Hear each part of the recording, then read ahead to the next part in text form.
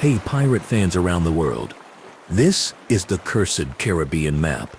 Follow it if you dare. A centuries-old chart that wrecked every crew brave enough to trace it tonight. It tests belief with evidence, turns fear into facts, and weighs the odds any ship could survive its exact route. The cursed map presents itself as a single worn chart that claims to guide a ship through a chain of Caribbean passages toward hidden wealth. Even as stories insist it guided many to disaster, viewers are offered clear value, real cases from different centuries, physical details that can be examined, decisions that can be measured, and a final verdict that does not dodge the question. The dare stands in plain sight. Would anyone follow the lines or refuse them? The opening minutes deliver dense information, quick examples, and the stakes any captain would face on open water. Before you get comfortable, take a moment to like the video and subscribe, but only if you really enjoy and want to fall asleep with pirate stories whenever you want. The image settles on the map itself, as if it rested under calm lamplight. The sheet looks like vellum or heavy rag paper, slightly buckled by humidity, corners rounded by fingers that turned it again and again. Ink has shifted from black to a dark brown, like cooled tea. Two compass roses anchor opposite corners, not the clean circles of modern prints, but ornate flowers with points that once guided tired eyes at sea. The likely age sits between the late 1600s and early 1700s, when privateers worked under flags of convenience and smugglers moved quietly along coastlines. The alleged route threads from the lower Antilles, slips past reefs that sit like teeth under blue water, cuts near a hurricane corridor, and promises a final landfall at a nameless inlet where fresh water whispers into the sea. The claims tied to it sound confident. Captured crews vanished without a trace. A few ships reached harbor with hulls scratched raw. Tavern stories bragged about sudden fortunes that broke friendships the next day. The promise here is simple and steady. Each element will be broken down and scored like a referee calling the match. Navigation, human choice, and whether a curse is needed to explain any of it. There is a quick fact that steadies the mind. A specific hazard hugs part of the route, a reef shelf that rides under murky water where warm and cool currents meet. Clouded light hides coral heads until the hull is almost on them. 1 point off on the compass over a few miles converts into a sideways slide, and a single touch on coral can rip planking slow and sure. Another detail repeats on so-called cursed charts from the same era. A small fishbone-like mark appears near shallow banks, not from any standard legend, but suspiciously present on copies that circulated in busy ports. A short crew log, copied in several inventories, offers a crisp sentence after a quiet night. Soundings rose without warning. In the morning calm, the sea hissed beneath the bow. That note may not prove a curse, but it shows how a smooth surface can hide a steep floor, lifting toward a careless keel. One quick microcase sets the pattern. A French-built brig, hired out of Tortuga in the 1690s, took possession of a borrowed chart that promised a shortcut between patrol lanes. The line advised keeping a particular star centered over the main mast while counting a fixed number of heartbeats between lead line drops. The decision point arrived near midnight, in soft wind. Lanterns were covered to avoid attention. Depth fell from 9 fathoms to 5. The lead called 4. The captain edged starboard for safety. The tide drifted the bow. The other way, the brig touched coral once, lightly, then scraped forward until anchors grabbed and sail was taken in. Morning showed a shallow garden of coral inches under the bow. Bright and living, the crew survived. The cargo did not. The takeaway fits neatly in one thought. The shortcut demanded hyper-local knowledge. A stranger could not invent on the fly. The map did not create the reef. It boosted confidence where caution should have ruled. The dare locks in. Any captain choosing to follow such lines faces a straightforward choice. Trust anonymous ink more than living wind and moving water, or treat the map as one witness among several, and keep skepticism at the wheel. The measurements here will stay clear. Risk in reefs and miles. Evidence in paper and logs. Payout in cargo and coin. A guiding question rises like a lighthouse. Where exactly would a skilled captain turn back? A shared language helps. The phrase cursed map means different things in different circles. In sea lore, it describes any chart linked to repeated bad outcomes, where crews whisper that a drawing on paper somehow bends fate. Among navigators, it can be slang for a notoriously sloppy copy that refuses to die, reappearing year after year in new hands. For collectors, it can be marketing salt sprinkled on a quiet artifact. For this story, a few categories keep the thinking neat. Treasure route charts lay out tempting lines towards supposed reward. Trap charts hide a small cruelty, placed there by rivals who prefer a competitor to fail. Misdirection copies guard a real route by shifting landmarks just enough to confuse. Satirical fakes poke fun or test the gullible. Each case described tonight will be tagged in spirit by outcome: treasure tempting, trap leaning, misdirection rich, or simply careless. Charting in the Caribbean was a trade built on necessity and nerve. Imperial offices produced official surveys when budgets allowed. Pilots, mariners with local knowledge that ran deeper than any ink, kept mental maps alive and sometimes sketched them for pay. Privateers traced paths that worked on one windy night and hoped they worked again. Pirates were practical. If a risky run saved time, someone drew it. Copies moved fast because paper moves with people. Prize ships surrendered their chart cases to new owners. Tavern keepers bought and sold sketches the way innkeepers trade gossip. Smugglers wrapped small drawings in oiled cloth and hid them in barrels. Errors snowballed. Compasses could be off by a sliver and stay off for months. Timekeeping slipped when clouds hid the sun. And a watch ran poorly. Storms shoved sand into new shapes. Politics scrubbed uncomfortable truths from official prints. Each factor leaves fingerprints that years later get labeled a curse because it feels better than calling it a chain of small mistakes. Origin theories for this particular chart pull from the same pool of possibilities. One story favors a Spanish pilot riding with a convoy who traced a private line to a freshwater spring and marked it with a symbol only he understood. Another places a French buccaneer at a wooden table, sketching a night run that ducked patrols, then passing the sheet to someone who sold it when money ran thin. An English privateer, tidy with instruments, could have copied a Dutch cartographer's soundings and then added false bearings to trip up any reader without the key. Motives fill the margins. A pilot might mask a contraband lane used to offload casks unseen. A privateer might bait a rival into a bad corner.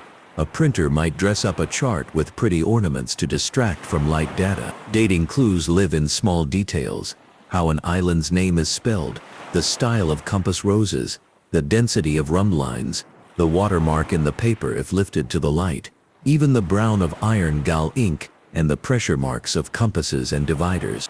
Reading the map well means trusting the obvious and hunting the sneaky. A neat legend may be missing, either by age or by intent. The scale may look friendly while stretching truth just enough to tempt haste. Compass roses show whether the mapmaker anchored bearings to magnetic or true north for that era, a difference that matters more than it sounds. Rum lines crisscross like a patient spider's web. They tempt any tired navigator to cut a corner, even if the web ignores coral heads that do not yield. Three symbols matter most for this case. A fishbone-like mark sits near banks that rise fast. A four-dot diamond glows at places where currents split and season rewrites the rules. A little crescent, not a moon but a lee marker, promises calmer water, only when wind and angle match. A kind helper in the right weather, a sly trap in the wrong. Seamanship offers the firmest reality check. Coral reefs, shoals, and banks do not need drama to be deadly. 1 degree off on a course maintained long enough can slide a heavy hull onto a sawtooth ridge. Noon sun can be a friend, making shallow water appear paler. Low sun turns the surface into a mirror that hides the floor. The Gulf Stream behaves like a moving road. It picks up a hull and carries it in a direction no one intended if the approach angle is wrong. Trade winds push reliably most of the year, When hurricane season comes, narrow cuts between islands channel air like wind through a keyhole, multiplying its force.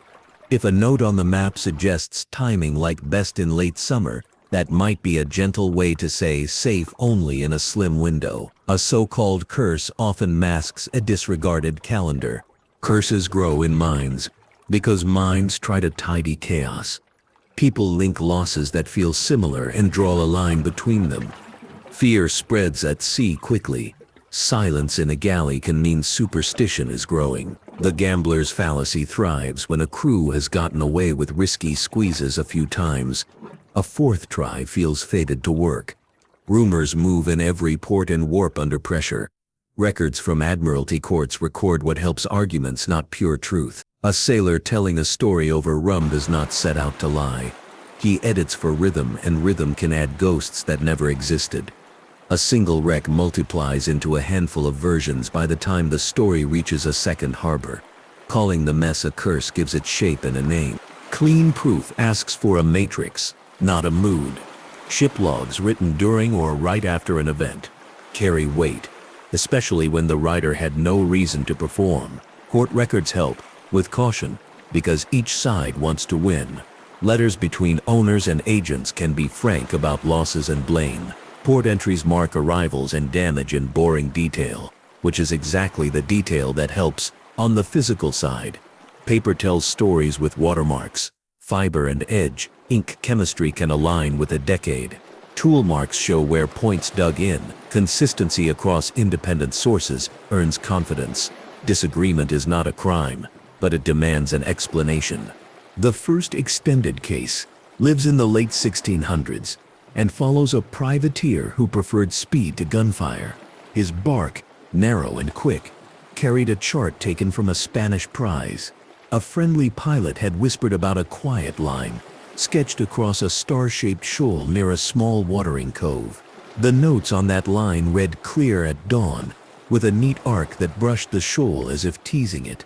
Rain set in as the ship approached, thin enough to dampen, thick enough to distort the early light.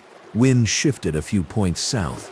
The captain held to the arc, trusting the promise. Soundings fell, 6 fathoms, then 5, then a sudden 3. The wheel trembled, a tiny shiver under the helmsman's hands. Sails were eased to bleed speed. Anchors kissed water. The bark slid along stone, scraped but not torn, and twisted into softer ground that allowed a breath. When the rain eased, the cove appeared, and beyond it, between ship and safety, a tooth of reef waited like a patient guard. The escape cost time and dignity. The keel needed scraping and pitch. A week passed with the hull careened in a sheltered place, while crewmen worked in shifts. The red flags matter. The crescent symbol near the cove marked a lee, not a magical calm. Clear at dawn was true only under clean skies. The arc demanded a wind they did not have. The chain of decision, plus a weather shift, explains the scrape without reaching for ghosts. A brief debrief distills the moment. Seamanship and weather fed the danger. The map offered advice too confidently read. The lesson is steady. A chart can be right under one set of conditions, and a trap under another. Paper does not absolve judgment. The next story belongs to a rival crew drawn to a decoy cove. 2 ports tell versions with matching bones, which hints at a shared source. The vessel was small and agile, and its navigator believed a cove drawn like a neat bite on an island's lip would offer flat water, a freshwater stream, and a hidden stretch of sand to dry gunpowder. Entry required passing through a narrow mouth, marked by the fishbone sign. The guiding line hugged a sandbar, like a polite companion. On the chosen day, the sea went glassy, that particular calm that removes the texture sailors read with their eyes. Oars took the strain. The crew stopped heaving the lead line at every shift, trusting the drawn curve. A low rumble began under the hull, gentle at first, then insistently present. The hull settled on the bar with a sigh. Distant squalls rolled in. Long, slow waves lifted and set the ship down, lifted and set again, each time with a small thump. Casks went overboard to lighten the low. bobbing away like lazy drums. Later collectors found a broken pewter cup on that shore, scratched with a tiny fishbone symbol and 4 tally marks. A quiet warning carved by some hand that might have belonged to that crew or to someone who followed. The outcome was not doom, but a recovery that bled supplies and pride. The map did not lie so much as it encouraged trust in still water, which is exactly when sand moves under a boat's weight. A quick pattern check follows. Con removes sound cues and changes how light plays across moving water. What repeats is the fishbone mark near shallow tricks. What differs is the hazard, shifting sand instead of fixed coral. The evidence matrix gains a notch for symbol meaning. Another night brings the route sailors called the Night Passage. A cliff on one island's northern face eats moonlight. Stars vanish for a few lengths. Then light returns. The instruments on deck were simple: compass, lead line, sky. The crew reduced sail to keep speed at a level where the rudder still answered, but the bow did not slice too fast. The map's note said to hold a certain star off the port side and count while the ship slipped past 3 faint rocks. Clouds swallowed the guiding star at the exact moment. Nerves tightened.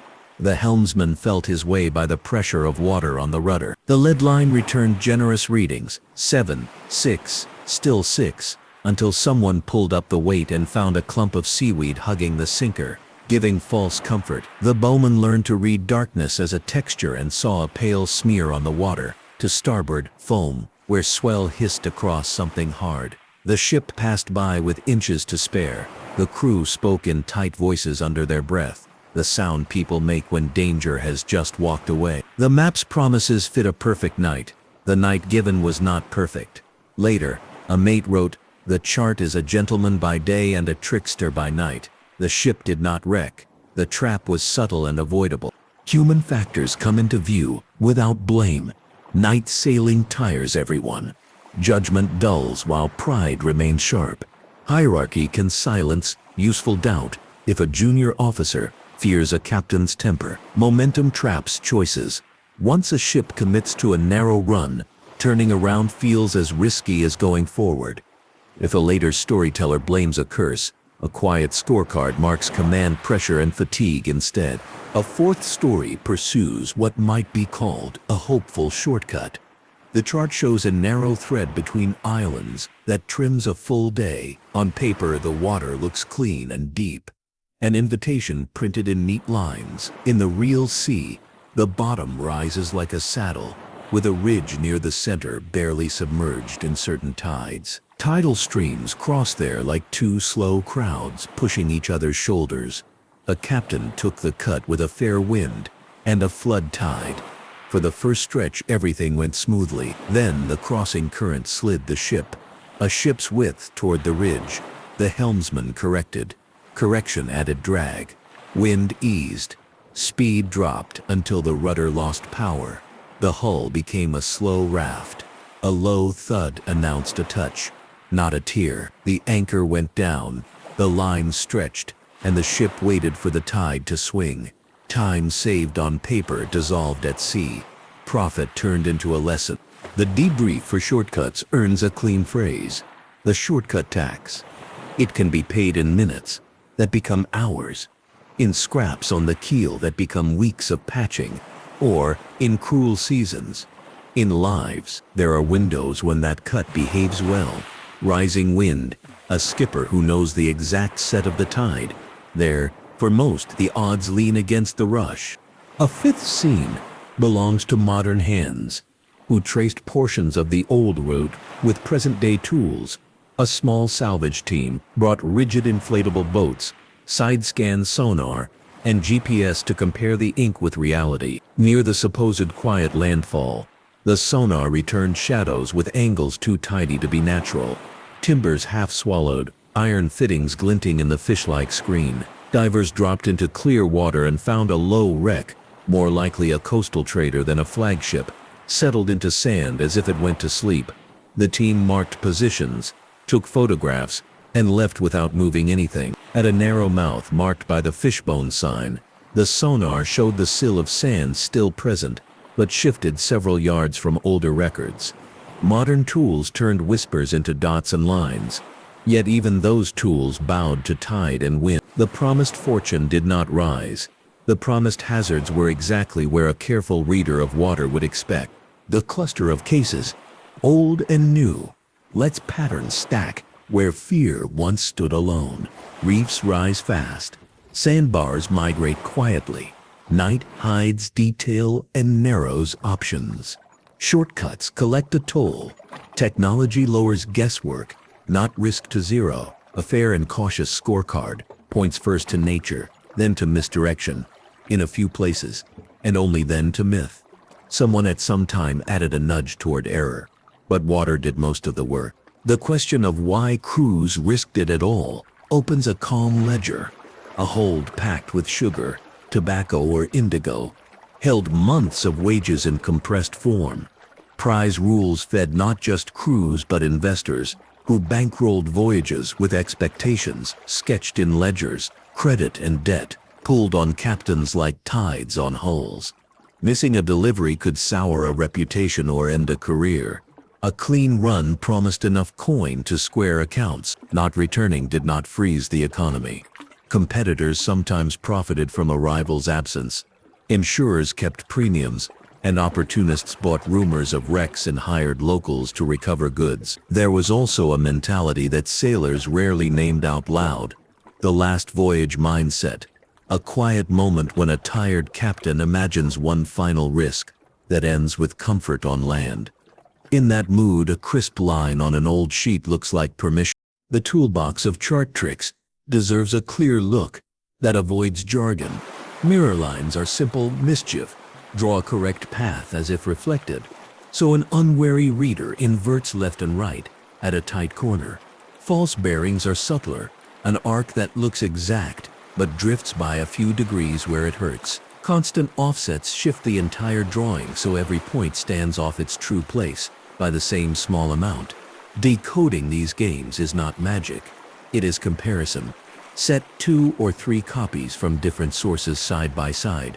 Watch whether one specific cove jumps left the same distance each time. See whether a rum line lands on a landmark that makes sense at sea, not just on the table.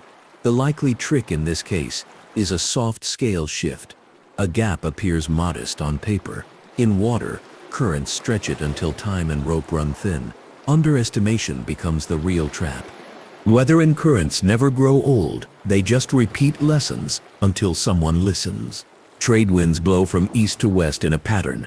Sailors have leaned on for centuries.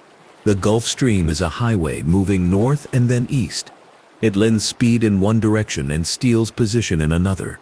Where the cursed route brushes that river, a ship can drift faster sideways than the deck crew realizes, especially if all eyes stare ahead. Hurricane season is not a rumor. Storms march off Africa with a drumbeat pace and rouse between islands. Narrow passes that felt safe 2 months earlier become wind tunnels. Current shear zones, edges where two flows meet, can tip a hull's path as if a hand pressed it from the side. On paper, the route looks elegant. On water, it lives and argues back. Life aboard shapes courage and caution more than slogans do. Water stored in casks turns stale, then sour. Bread hardens, weevils are tapped out, and the biscuits eaten anyway. Without fresh fruit or greens, gums bleed and strength fades. Scurvy punishes the stubborn. Rations dictate range. If a map whispers that 2 water stops lie close together, a captain may lighten stores to go faster, betting on a short run. When weather pushes back, that bet exposes everyone. Morale has a fuse.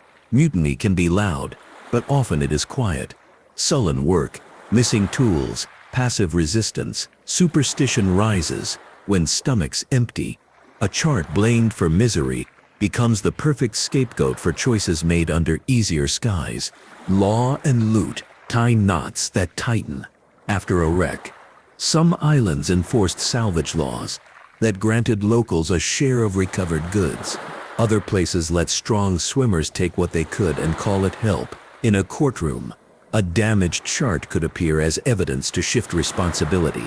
An investor might produce a paper to argue a captain strayed from a plan, sidestepping losses. In modern times, national waters and heritage laws complicate any treasure hunt. Anyone who treats a historic site like a store will soon meet a file of paperwork. These realities explain why maps collect drama, money and risk mix, and stories form where they meet. The gap between myth and movie versus working life at sea deserves a relaxed correction. Popular tales love a big X and a captain who bows to a prophecy. Real charts prefer clusters of hints. A smudge where fingers turn the sheet. A hole where a compass point rested too often. Markings erased and added again in the same corner. Films favor captains who threaten more than think. The working ocean favors captains who run with 2 backup plans and keep 3 exit routes at hand.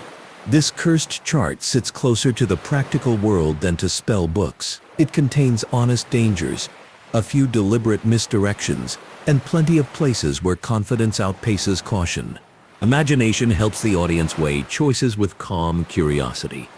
One fork follows an outside lane that stays well off reefs, best case wind holds, and time stretches by a day. Likely result a tired crew that still eats supper on a whole deck. Another fork squeezes between 2 islands marked by that fishbone sign. Best case, sun sits high, water reads like glass, and the keel clears by a generous foot. Likely result, a brush with sand and a tense hour of careful backing. A final fork turns toward the crescent lee. Best case, sheltered water offers a smooth run and a chance to fix small issues underway. Likely result, a pocket of calm that steals steerage and drifts the hull toward a tooth of stone. Each option invites comment in a modern living room. On deck, a single voice chooses, and silence falls while the ship responds. Technology today brings a different kind of confidence. Sonar paints the shape of the seafloor. Side scan units return shadows. Magnetometers feel iron long buried. Aerial LiDAR can read depth in clear shallows. Satellites map broad currents and hint at eddies. Each tool improves the odds. Each also tempts a person at a screen to forget that wind and wave play by their own rules. Sensors cannot move a reef, and a perfect image does not guarantee a perfect path. Many modern skippers will candidly admit that gadgets reduce surprise, not risk to zero. Words from old logs and letters bring voices without turning the tone grim. A mate wrote after a scrape. The sea whispered beneath as if asking for more of the hull.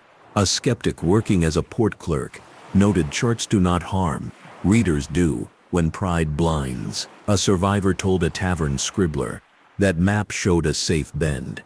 The wind disagreed. A believer wrote to family, 3 ships drew the same line and met the same fate. The line is not a line. Something dark lies under it. Such sentences are not proof on their own. They anchor memory and show how people grasp for patterns. A modern field test runs as a calm scenario. The route is broken into segments, each with a decision gate. In the first segment, weather windows control everything.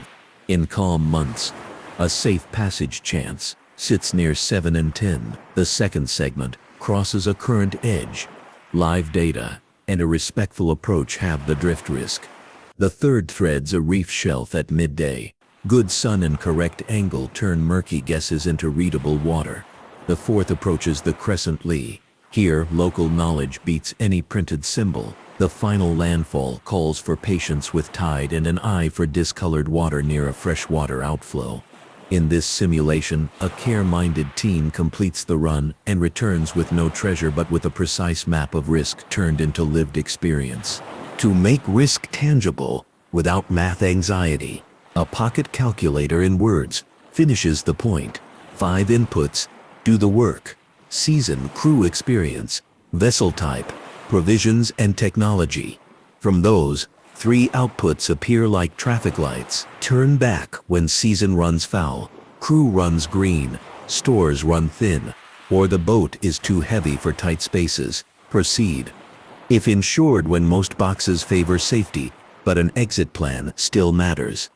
Send your enemies is the dry joke category that means no respectable skipper should try it today. By default, the cursed route lands in proceed. if insured outside storm season, and drops in to turn back when hurricanes prowl. Belief earns its own framework. Primary sources: logs, letters written within days of an event. Port entries carry the most weight. Secondary sources, court summaries, later histories carry useful detail, but must be weighed against motive. Rumor sits last but still teaches. Sometimes a rumor preserves a practical tip that stiff writing forgets. Physical evidence backs or corrects the words. A watermark ties the paper to a workshop known to have been active in a decade.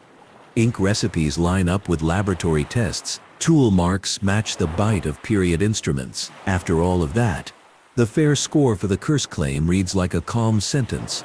The route is naturally dangerous. It contains at least a few intentional misdirections, and the legend of a curse formed when repeated human choices met unchanging reefs. Closing the dare before the final bow returns to the exact line on the table. Would anyone follow it? A responsible answer prefers caution. No ship should obey anonymous ink alone. With local pilots, modern readings, an honest calendar, and exit plans, a team could shadow the old route for learning, not for luck. That condition matches respect for the dead with respect for the living. The lesson returns in one smooth line.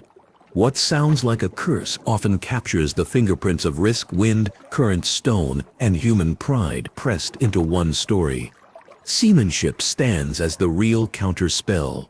The brig that scraped coral at dawn becomes a teacher rather than a threat. A piece of paper cannot harm or save anyone without a hand ready to steer, a mind ready to change course, and eyes ready to read water.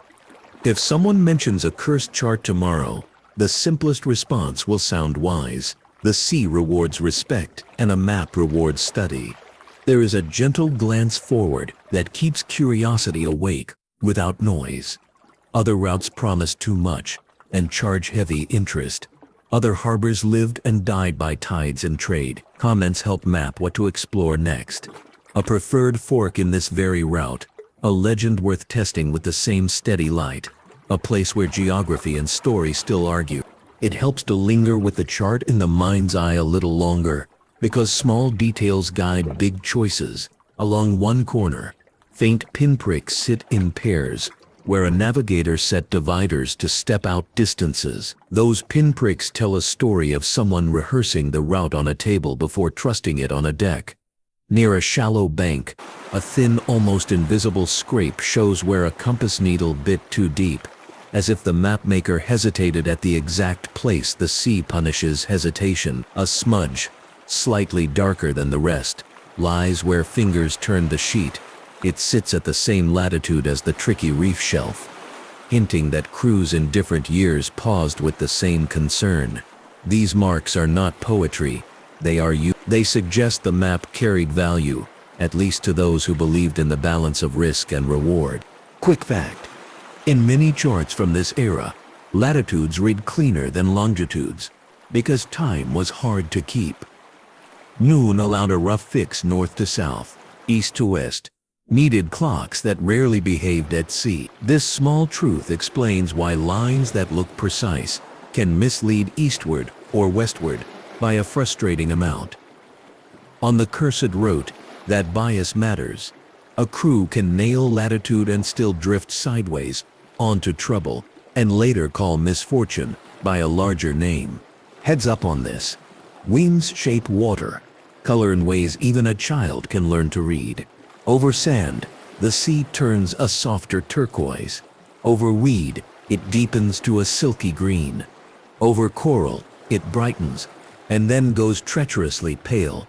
Where the floor rises too close, the cursed path passes all three palettes within hours.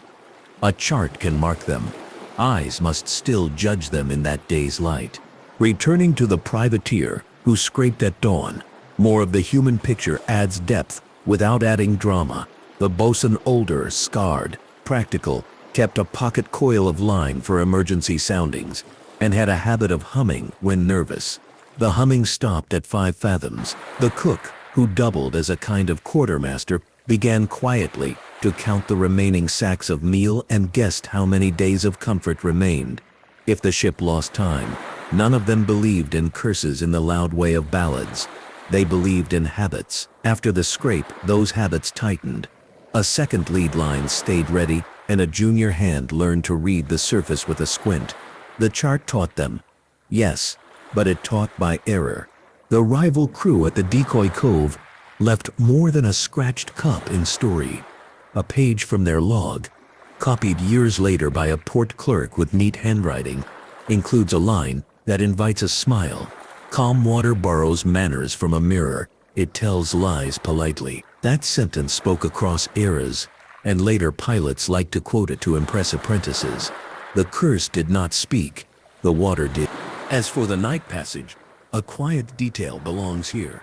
The navigator had marked his lead line with old bits of cloth at set distances, white at 2 fathoms, red at 3, blue at 5, in a pattern every hand aboard knew. During the clouded minutes, a slippery knot slid one marker farther than intended.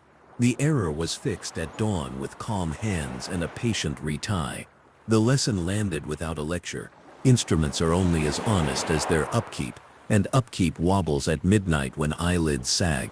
The opportunist shortcut deserves one more lens. Insurance. Some ship owners in major ports offered informal assurances long before modern insurance took shape. A captain who shaved a day might please an owner who paid better terms next time. A captain who broke a hull on a ridge might meet a new owner and a new contract, or none at all. This social math pushed minds toward the narrow line. Greed fits poorly here. Incentive fits better. And incentives, like currents, nudge without shouting. The modern divers who found the low wreck near the quiet landfall noted something gentle that stayed with them. The way tiny fish used the half-buried timbers as shelter. A place of loss for one crew became a home for another form of life. That is not a moral. It is a reminder that sea and story share space. The chart hinted at a landing. The sea chose a rest. The wide context of Caribbean charting, placed on a simple table, remains useful. Spanish pilots kept derroteros, sailing directions written like diaries, with distances between capes and bearings listed like recipes. French buccaneers cared about hideouts and clean water more than pretty roses. Their sketches often exaggerated coves and underplayed open water. English privateers, often literate and keen on court cases, drew in ways that kept judges happy, neat, measured, plausible. Dutch cartographers married art to function with an elegance that survives in museums. The cursed chart borrows from each school, Spanish in its attention to watering spots, French in its practical shortcuts, English in its tidy notes, Dutch in its balanced ornament. When people from different traditions touch the same paper across time, contradictions creep in. A fishbone appears where a rose demands formality. An arc bends as if its maker loved geometry more than tide. This mix confuses and enriches, and confusion is fertile ground for legends. Origin theories tighten when small technical clues get their due. Spelling will not be labored here, but one island's name appears with an accent that fell out of fashion after a certain decade. The crescent symbol echoes marks from a cluster of maps known to have circulated among French-speaking sailors. The fishbone motif shows up in inventories taken after prize courts processed Spanish ships, which may point to mixed crews trading signs. The compass roses lean slightly toward magnetic conventions of the late 17th century, not those of the early 18th. None of these facts alone crowns an origin. Together they suggest a window and a neighborhood. People who knew each other's work added to the same sheet, not once but several times. The anatomy of this map, treated slowly, offers more. Near the upper margin, a faint line looks like a stray hair, under magnification in a modern lab. That hair breaks into a sequence of tiny arcs drawn by a hand that trembled lightly. Tremor implies age or fatigue. Fatigue matches a time when someone copied by lantern long after sunset. The lee crescent appears 7 times, but only 5 times near shelter. That makes sense. Twice, the crescent sits where no island would provide protection in ordinary winds. Those might be jokes or traps, or traces of conditions that have since changed. The four-dot diamond aligns with tidal splitting points in 3 cases. In a fourth, it sits on a cape where wind splits. This suggests the mapmaker used one symbol for both kinds of split and expected readers to discern which kind by context. That assumption, innocent the maker, can turn into a snare for a reader who thinks symbols behave like laws. Seamanship brings one more steady truth. Sails and anchors are not opposites. They are partners. A captain on the cursed rate, who used anchors as brakes, not only as bedrock in harbors, gained control in currents that stole steerage. Dropping an anchor to the side in shallow water can pivot a bow away from a hazard in a move older than modern textbooks. The privateer did a version of this, which is why scraping did not become splitting. This quiet technique often hides in stories because it is not flashy. Yet such techniques, not charms, turn danger into nuisance. The psychology of curses, seen kindly, touches care and control. People feel less helpless when a pattern has a name. Calling a drawing cursed does emotional work. It gathers unrelated events into a single basket that can be kept at arm's length. On ships, shared language matters. A crew that agrees to call an unlucky tool, the Jonah, and toss it overboard, has performed a ritual of control. Rituals do not move reefs, but they move hearts. Later, when tales grow in the telling, those rituals turn into evidence for outsiders who never felt what the crew felt on a dark watch. The evidence matrix gains color with examples. An Admiralty file from a northern port includes a testimony where a captain explains a scrape without blaming maps or men. His words, "Wind freshened in the cut. The helm answered late. The ship stood to reason and did as ships do." That sentence delights pilots and irritates dramatists. Another letter, folded small and splattered with grease, shows an owner asking a returning captain whether a chart marked with a small fish like bones came aboard during the voyage and whether any hand could attest to its copying. The owner, practical and suspicious, was trying to separate a sailor's souvenir from a navigational aid. The captain's reply, likely dictated, reads, "A sheet came by trade. It stays with me as caution, not as guide." This tension between chart as trophy and chart as tool animates every encounter with the cursed sheet. Case File 1 returns briefly for aftermath. After careening, the privateer's bark sailed on a slower schedule with a modest refit. The captain added a rule: no reliance on dawn light without a second check from a long boat sent ahead to read water near the cove. Launching a boat cost time and muscle. It saved Hull. Later, a rival mocked the caution and called the captain Old Coral Eyes. This kind of teasing shows how pride and prudence trade places depending on who wins the next race. Debrief Zone 1 reaches for generalization without scolding. A single symbol, even when useful, cannot carry all weather. The crescent lee offered help in the right wind. The right wind did not come. The scrape tells the story. The map contributed, but it did not command. Case File 2 holds a quieter coda. Months later, a storm resculpted the Decoy Cove's entrance. The sandbar migrated yards closer to the fishbone sign. As if the icon shuffled to keep attention, the crew who once stuck there returned by coincidence, laughed on seeing the changes, and chose to water elsewhere. A boy who had been an oarsman on the first attempt had become a hand with a lead line by then. He made a point of sounding not only in the channel but across it, learning the shape as if he could feel with string and lead what the sea would do next month. Knowledge replaced fear one sounding at a time. If a curse had a voice, it would have sounded bored that day. Debrief Din 2 folds one more pattern. Still water, inlets, and sand form a trio that requires humility rather than bravado. The fishbone marks never meant safety. They meant appetite. Sand has an appetite for keels. Case Files 3, The Night Passage, changed one small practice aboard that ship for years. The officers agreed to a rule that no critical markers on ropes could rely on knots alone. They added colored threads woven into the line itself.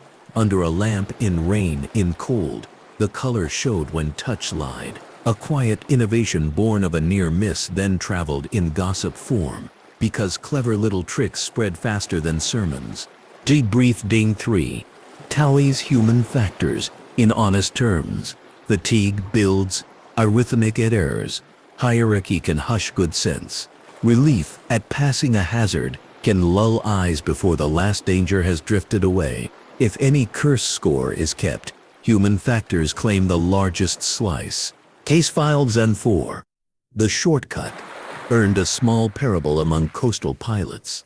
They told newcomers, a day saved on paper cost a week lost on shore, and pointed at a repaired keel drying like a dark smile. The captain eventually did make the cut again, with a flood tide falling just so and a wind that cut across at the right angle. On that perfect day, the crossing felt easy. That ease created a future danger, because the captain's memory now held a success that begged to be repeated without identical conditions. The curse, if one insists on the word, hides wherever memory edits context. Debrief. Zen 4 sharpens the phrase, shortcut tax. The tax is variable. Some days it is a toll of minutes, others a fine measured in planks and pride. No receipt prints. The sea keeps the accounting. Case filed on 5. The modern divers filed a short report to a heritage office, and a sentence in that report captures their posture. The sight speaks kindly. Disturbance would make it shout. Their professionalism kept a quiet place quiet. In that way, the cursed map served a noble purpose. It lured curiosity that behaved well. Debrief Din 5 gathers the pattern into a table that lives inside the ear. Reef equals sharp risk. Sand equals shifting trap. Night equals shrinking options. Shortcut equals hidden fee. Modern tech equals clearer eyes with the same hands. Result equals nature first, mischief second, myth third. The treasure math opens a generous window into ordinary life. Aboard, shares defined fairness. A captain might claim 2 shares.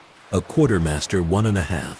Gunners and carpenters 1.25. Ordinary hands 1 share each. A prize's value took a barber's haircut. Fees, repairs, port charges. Before shares hit palms, debt could eat a share whole if a sailor had borrowed against future pay. In that economy, a promise to shave days off a voyage was not abstract. It was coin in the mind. A crew sounded more cheerful when the wind favored the short line. When wind shifted, laughter dulled.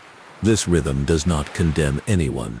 It shows the push and pull that a map exploited by its mere existence. Food and water work as silent clocks. A cask of water split among dozens of mouths counts louder than any bell. On the cursed run, watering stops could make or break morale. A chart that suggests a spring behind a beach changes how much a captain dares to carry. Extra days at sea mean biscuits go from hard to harder, and eventually to powder. Salt meat smarts the tongue and tests the stomach. A sudden storm that denies a watering stop by a day can turn a calm crew prickly. Superstition blooms in the soil of thirst. Someone mutters about a mark on a chart. Someone else nods. From outside, that nod looks like belief in a curse. From inside, it looks like a way to explain why a mouth feels dry. Law and loot return with a few crisp vignettes. In one island jurisdiction, locals had standing to claim a portion of goods washed ashore. Any foreign crew that tried to reclaim barrels or bales without local cooperation met polite resistance, and if stubborn, formal obstacles.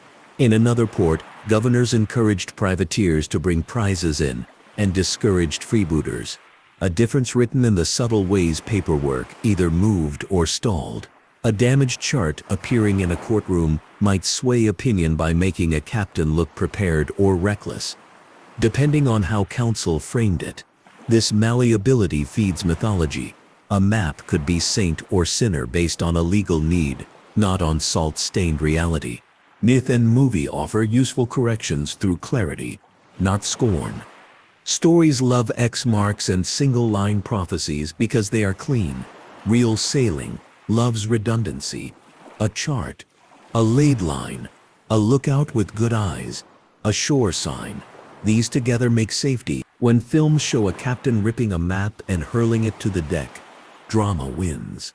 When dock records show a captain paying for a better copy and thanking a pilot with half a cask of fresh water, reality wins. The cursed chart holds the attention because it sits in the overlap, pretty enough to stare at, practical enough to try, mischievous enough to make arguments for a century.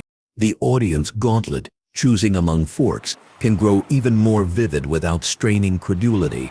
Picture an outside lane with seabirds gliding low. Those birds follow lines of baitfish that ride currents. Their presence hints at a temperature edge where water masses meet. Such edges pull a hull sideways if the bow crosses them at the wrong angle. Choosing the outside lane trades reef risk for drift risk, a bargain most captains smilingly accept. The squeeze between islands feels like a dare printed in ink. Swell refracting through the cut can set up a rhythm that tugs the rudder first, one way then the other, as if testing a helmsman's patience. Choosing the squeeze trades time for tight work under pressure. Turning toward the crescent lee invites comfort, and comfort carries its own caution. A pocket of calm drains steerage, and without water moving across the rudder, a ship becomes a passenger on the tide. In that pocket, even a whisper of wind returns control like a gift. Modern technology, handled with humility, reframes the curse as a case study. Side-scan sonar shows the shadow of a wreck in a way that catches the imagination of anyone who sees it for the first time. The image looks like a charcoal rubbing of bones. Magnetometers tick politely near buried anchors and cannon, turning archaeology into a treasure hunt that respects the dead. Aerial LiDAR cuts through clear shallows so that a reef map reaches into coves long ignored by big ships. Satellite current maps paint swirls that match a sailor's hunches. With these tools, the cursed route becomes a classroom. Without discipline, gadgets morph into talismans, and talismans are a cousin of curses. The difference lies in posture, inquiry versus surrender. The voices from the logs montage expands to a chorus. A boatswain's mate, anonymous in life and in the record, muttered while scrubbing decks, and someone wrote it down. A reef has no temper to flatter. It cuts princes and porters the same. A skeptical surgeon, serving on a mixed crew, scribbled, "All talk of curses dissolves in vinegar and water when wounds and stomachs need care." A gunner with a scar across the knuckles told a young hand, "Steady eyes beat steady rumors." A believer, less shy than most, declared, "Ink that led 3 to harm holds malice in it." A cautious quartermaster crafted a counter, "Ink holds no malice, men hold stubbornness." A survivor said simply, "The map held a curl, the sea held a fist." These lines may not resolve the argument, they respectfully capture its human range. The field test, executed as a lived day on water, earns a slow walk. Dawn comes clean. The skipper, calm and spare with words, reminds the team that the first segment demands attention to light, not to legend. The sun lifts, and glare on the port bow turns a corner of ocean into a white tile. The helmsman angles a degree to shift that tile off the intended line, so the eyes can see into the water. 2 dolphins swim ahead, crossing the bow. And though it is not a sign in a superstitious way, it reminds hands that life prefers certain waters for reasons maps hint at but do not command. Noon brings heat like a hand on the shoulder. The second segment crosses the current edge. Hair on arms feels a faint breeze that instruments confirm as a veer. The bow meets the stream at a respectful slant, and the GPS track later draws a graceful S instead of an angry zigzag. Mid-afternoon threads the reef shelf. A shadow under the surface sharpens. The bowman calls depth. The engine hums as insurance, while sails provide most of the pull. This hybrid approach keeps dignity and safety. Late day approaches the crescent lee. The skippered choice is to wait for a shift of wind rather than drift into dead water. A thermos pours out something warm because calm nerves like ritual. Evening paints the inlet in colors tourist posters love, but eyes still sweep for logs and floating debris, because a pretty sky does not soften hard wood. The boat enters with a little rise of the heart that belongs to any safe landfall. The day did not ask anyone to pronounce on curses. It asked for respect.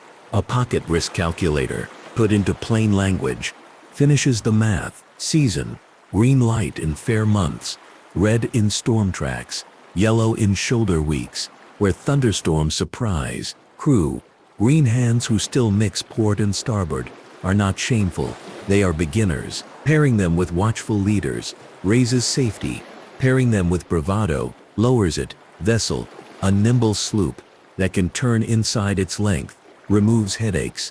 A heavy trader endures. Provisions: full casks, calm choices, thin stores, sharpen arguments. Tech: good charts and basic instruments change the floor of safety.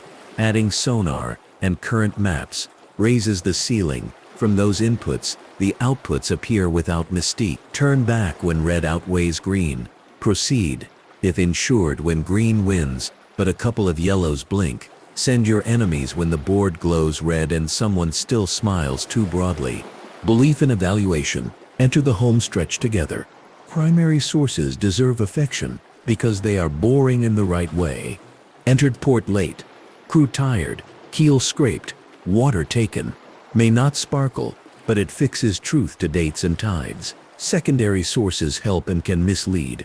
A later historian who loves a good sentence as much as a good fact might tilt toward curse because a tidy hook pleases readers more than a sloppy reality. Rumor sits low in rank, but sometimes notices the small thing official words miss. A tavern tale that insists a spring near an inlet tastes of iron may oddly be right because of a rock scene nearby. Physicals: paper, ink, tool marks do not lie on purpose, though deterioration can make honesty hard to hear. When all these agree enough, confidence grows.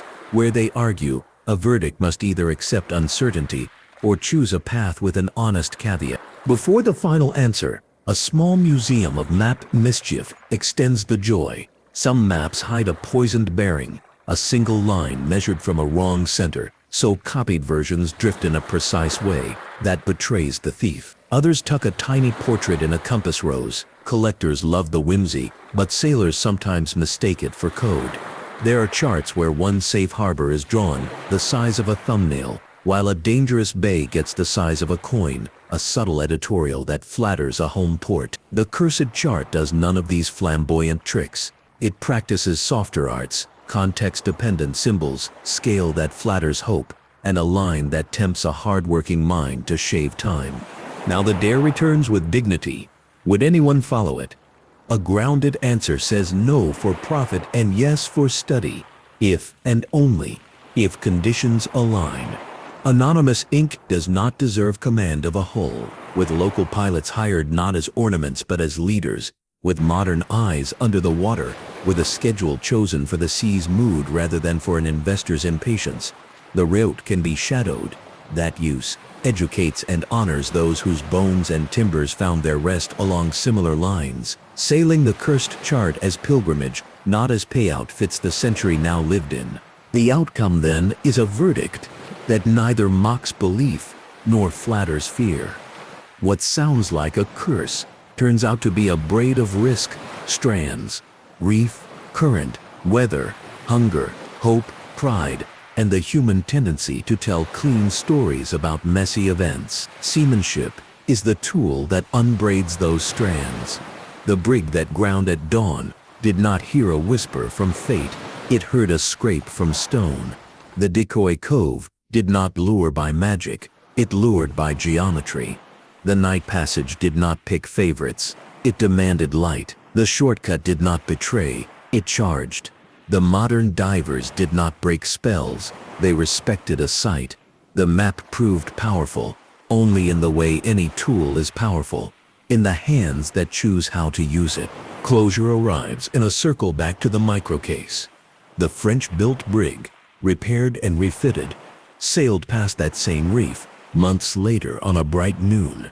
The crew stood quiet at the rail as familiar shapes under the surface slid by, pale and sharp.